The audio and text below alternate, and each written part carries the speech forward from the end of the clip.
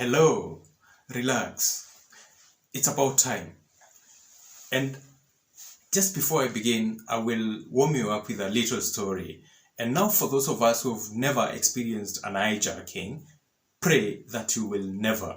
Because what I'm about to tell you today will probably keep you at the edge of your seat.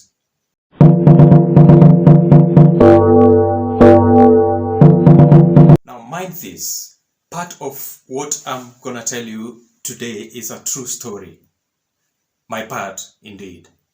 Just before I move to John Taylor's bad luck, that part of it is just but fiction.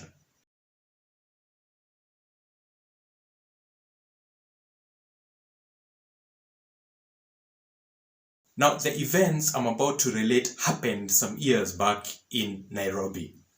And for those who have not the slightest idea where Nairobi is, I'm going to provide some facts, just a few facts about this seemingly busy, beautiful, clumsy, I will stress about that, and yet very interesting city.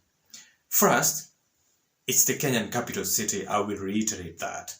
And of course, apart from two others that you should find out. In addition to Nairobi's urban core, the city has Nairobi National Park, a large game reserve known for breeding the endangered black rhinos and home to giraffes, zebras, and the lions. Then, of course, we have the Giraffe Center. You all know that. Anyways, let us not lose focus. At the time, I was a student at the Technical University of Kenya, where I was studying aerospace engineering. And of course, appreciate that when your mind feels a little younger, like mine felt at the time, you could juggle a lot simply because that's the time when your energies and intellectual faculties, I beg your pardon, are at optimum levels.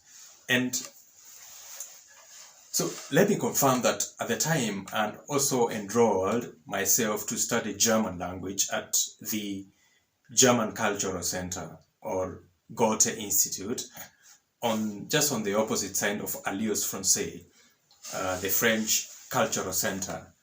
And for those who are conversant with Nairobi, the CBD, the Central Business District, I think both institutions are along Loita Street.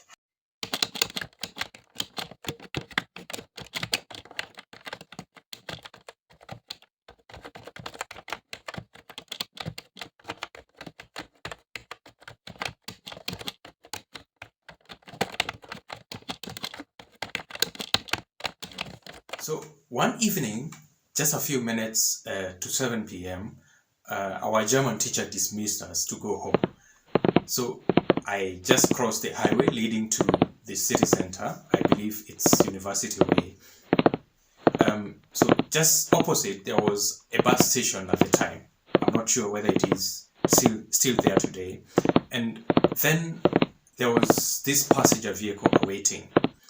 It had a few passengers at the rear. And at the front seat was one passenger, a male seated at the middle just next to the driver. So I undertook to sit at the front as well, so that now I was just beside the window at the front.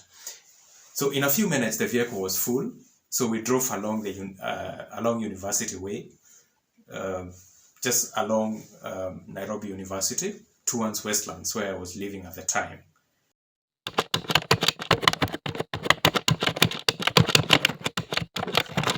So suddenly, as we drove along, the gentleman seated beside me went astir, shifting his ass about his seat as though it was kinda itchy. Then I realized he was trying to move towards my direction. In fact, he was trying to feel my side pocket. And then just as we were about to arrive the next stop, that is Chiromo, I recall, someone at the rear requested they let him alight at that particular stop. The driver hit the brakes, and while that happened, the gentleman seated beside me pulled up the edge of my shirt like so, like this, and stung the barrel of his gun, to the side of my abdomen, like so. Guys, it was steel to skin. That was the shock of a lifetime, folks. Steel versus bare skin. You can imagine the chill of the barrel of his gun. That basically sent off a strong chill through my spine. Give me the phone, the man said. Aha, so I realized when he was trying to move towards my direction, that is what he was trying to feel in my side pocket. So I just took it off and gave it to him. Then he asked me to give him my wallet, and my wallet on the left side. So I did the same. He checked the contents, drew out the few items in it, and threw them off out the window. That was my national ID and my student's ID as well. And then he asked, what is in the bag? I replied, books. Let me see. I said, okay. He took the bag, opened it, and while he was opening the bag, I said that I'm a student. I trying to converse with him, telling him that I was a student. So from the bunch of engineering textbooks that I had in my bag, he obviously confirmed that I was that student, and finally trashed them onto the floor of the vehicle.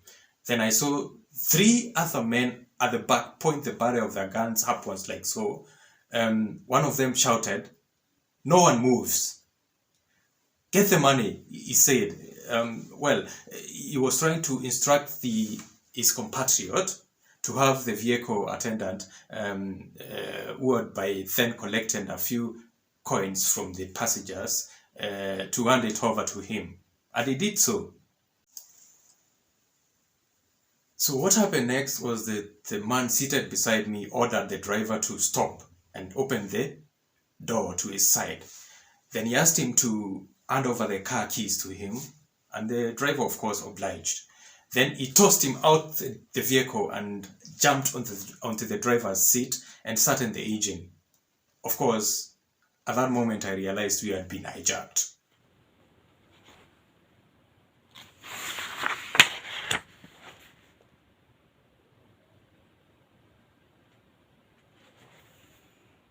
So I'm going to proceed from where I left in the previous vlog. So, this shriek almost gave me a heart attack. Words melted into the inner drawers of my mind. Medical reflexes thrust my hands slapdash to the safety belt. I sought to unbuckle it. At that time, Mr. Raphael Jones barked, "What are you up to, tough dog?" "You are scared, aren't you, Raphael?" "It's in your eyes, I can see that." I sat bolt erect, and I saw him draw a gun, a Colt 1911A. "If you want to keep your little gems safe back there at Lois Pasteur, beat it, John," he said. "Otherwise, numbskull, I'll be happy to make a call." "Screw you," I exploded. "If you hurt her, I'll make sure..." "Come on, spit it out, little thing." "I'm going to..." "Do what? Spill out my brains?" "No, not again, too ambitious."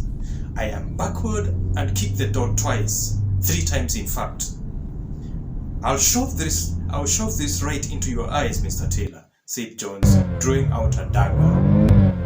"Go right ahead, coward." I smashed the door again and again. A loud roar from above interrupted me on my 5th blow. A minute elapsed. The chach-chach grew louder. 3 minutes elapsed. Raphael pressed the locking button open, and, gun in hand, stepped out of the vehicle. He made to the rear, grabbed the handle, and swung the door open. "Get out," he said, pinching his lips as if restraining himself from lunging at me and tearing me down. You are still the same man, even without your memory, sir. I swear I will drive this knife right through your chest. That almost shut me down. I must own I exhibited the most devastating symptoms of becoming quite numb. The chak-chak grew wilder and louder. For a moment, my vision went blurred. It was as though I had been hit by a bass poison blaster.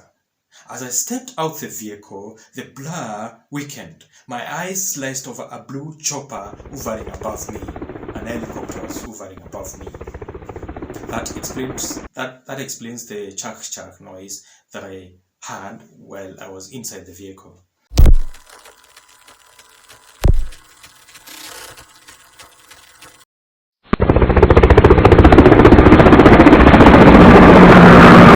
Were the men in it pursuing me? Obviously, yes. But that was yet beyond any possible imaginings of my own. Two critical questions excited wheels of confusion in my mind. First one, who the hell were these men? Second, were these the STM militants pursuing me? A fighting spirit goaded me almost to madness. I opted to react on stimulus response basis. You live with pain long enough, you start to miss it when it's gone. The worst choice was to do nothing.